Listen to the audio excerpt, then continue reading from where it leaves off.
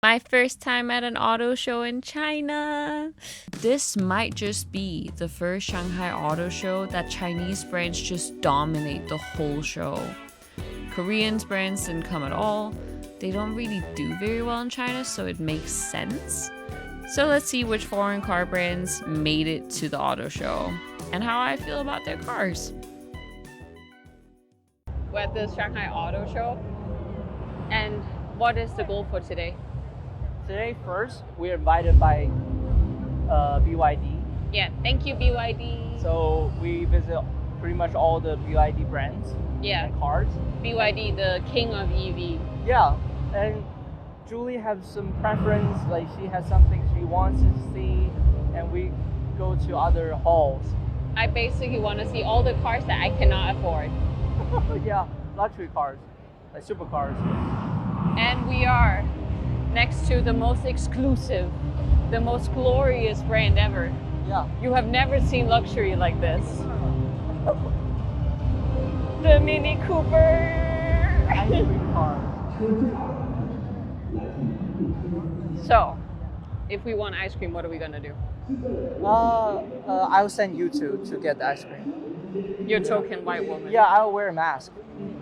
Do you want to see if we can find ice cream?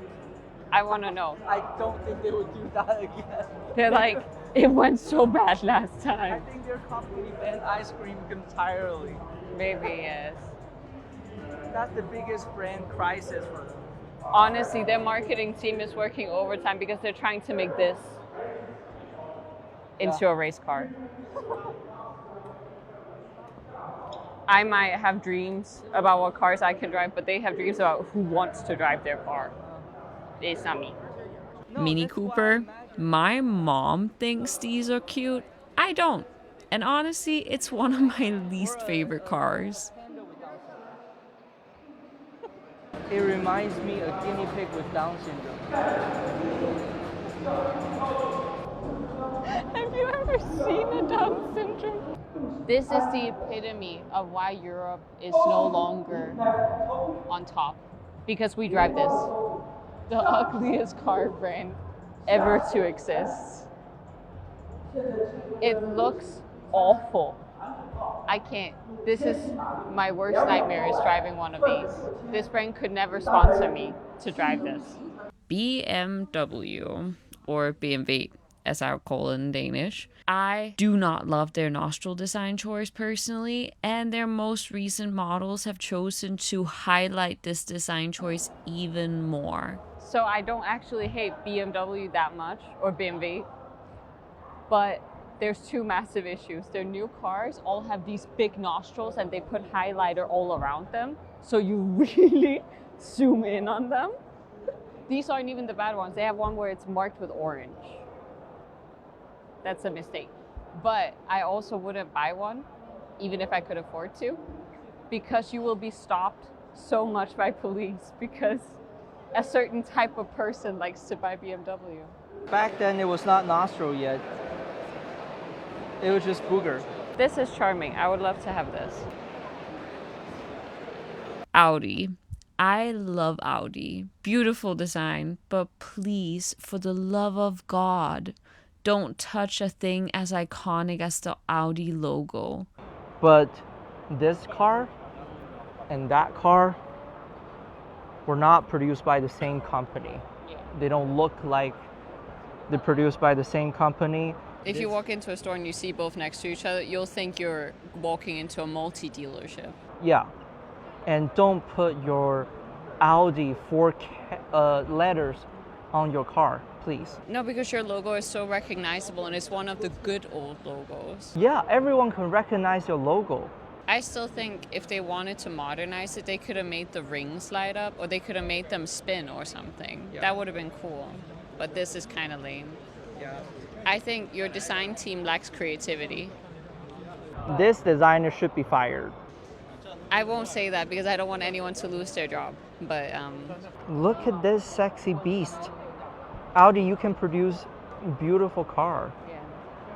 It's a shame. The sad thing is that right now we're seeing a lot of the old cars change their logos. That's what I call the branding recession of cars.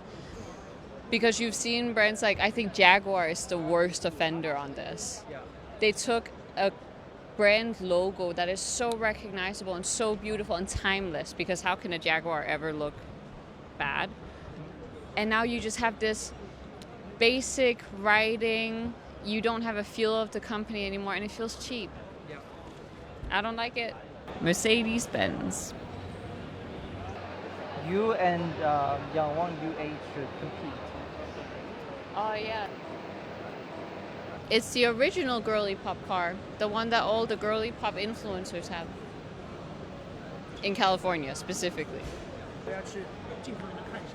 还有呢一个鼻的一个概念，甚至是有的。 The seat material is harder than most we've been in, like firmer. I'm not sure how it wears, but it feels pretty good. It's very firm. I don't think their seat is that comfortable for me personally. Okay. I don't like whatever this is, but you can take this off. So, to be honest, I don't think it's that special. I think the detailing is special. Yeah. Like the attention to detail is there. And it definitely has a timeless look. It doesn't look too modern, even though it is more like updated. But I'm not sure I consider it like wow by any means. And I think this looks quite cheap. Do you think that there's anything special compared to like any other brand? No, I don't. I still think this is like a weird material to choose for a luxury car. Like the interior material is not cute. This one feels way better. The quality has jumped up a lot. The seat feels better. The leather feels nicer, to be honest. The wheel has a much better feeling. It still has this finish, and I don't get it, but it looks slightly better in this. But I still think they could make it just a little bit more like oomph, because it is a luxury car. I don't know. I still probably would think that there's cars that are more interesting. I get that I'm not the I'm not the client for this car. People that are buying this are Mostly for like old men. yeah, like later middle age who has a lot of money, who own a company. I will say it feels nice. Like it's a very nice car. It just doesn't give me like excitement, to be honest. Yeah. It's beautiful though. Volvo, one of the best brands from the West in my opinion. Good looking, very safe, and a brand I wouldn't mind buying a car from. And I'm not just saying that because I'm Scandinavian. So as a Scandinavian, there are a few brands that have been a constant part of my life throughout my whole existence, and Volvo is one of them. In Danish, we even have a saying where we say, when you're ready to establish a family, you have villa, that means the house. You have Volvo, your car, and it needs to be a Volvo because you're Scandinavian. And then you have the Vose, which is a dog. So we have the three V's, and Volvo is a brand throughout our existence in Scandinavia. It is the quintessentially most Scandinavian brand for cars, in my opinion. We have made it to one of my must-see brands on my list, Cadillac, because my dad happens to own a 1959 Cadillac. If you're a Cadillac fan, you will know this car because it is their iconic with the rocket lights. It is one of my favorite cars I've ever seen, and I absolutely love Cadillac vintage cars. So let's check out their new ones.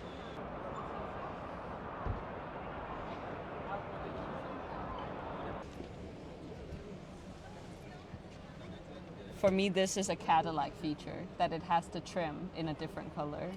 Trim just has that little extra. Yeah. You cannot tell me this is not a cute car. It is. It's a very, very cool car. And the color is not ugly, the interior color. I like it. It's like a wine, dark wine. It's not too red. The controllers feel amazing. Like they're tight. I think it's beautiful. It's way more, I will say though, compared to Chinese cars, this has a much more compact feel. Like you feel clamped more. It's also very low.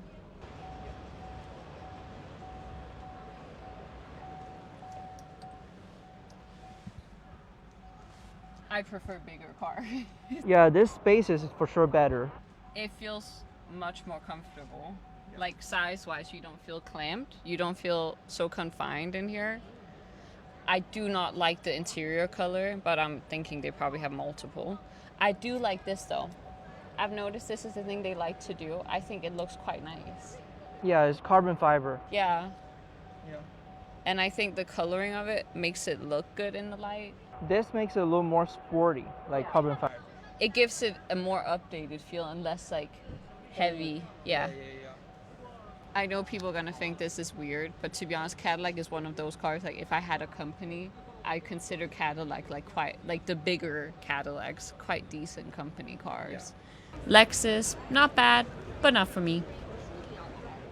So there was a test that foreigners were doing in Japan about if they could tell which brand was not Japanese, and a lot of people voted Lexus.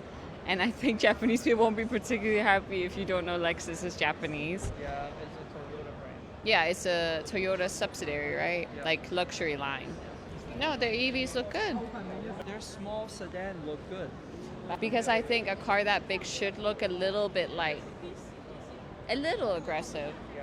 I get that it's Japanese taste to not have cars that look that imposing, but for my taste, it's not, Bentley, in my world, it's an old man car. Bentley, I have nothing nice to say, so I really shouldn't say anything, but I've never been good at shutting up, so here we go. This is the epitome of midlife crisis. Literally. You buy a Bentley, you think you're gonna get some young wife. But let's be real, if you have the money for a Bentley, you can probably get a decent sugar baby that'll pretend to like you at least until you pass away. And then she'll fight your old children for the inheritance. We have entered Barbie land. Hashtag girly pop nation. We are in Porsche. And I'm about to crush all men's dreams right now. Porsche is a girly pop brand. It's for the girls. I'm not saying as a man you can't buy a Porsche. It's a great idea. The girls will flock to you because they want to drive your car because it's a girly pop car. I want to know, how can y'all look at this car and not realize that this is for the girls?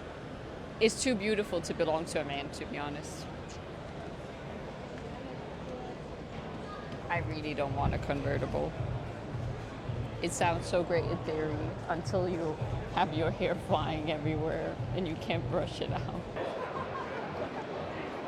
Okay, I'm finally done with talking about foreign brands. Bye-bye, foreign survivors. You can tell they really want to keep up with the EV trend, but clearly most of them didn't do a very good job.